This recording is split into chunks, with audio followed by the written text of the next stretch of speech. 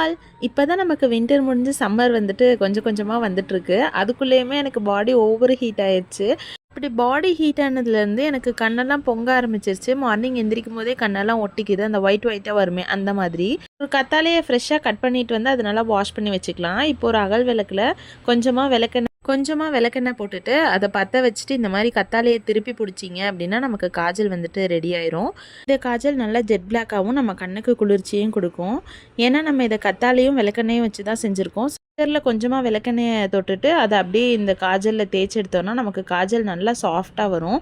நல்லா சூப்பராக ஸ்மூத்தாக க்ளைட் ஆகும். கண்ணுக்கு எரிச்சல்லாம் வந்துட்டு கம்மி பண்ணி தரும்.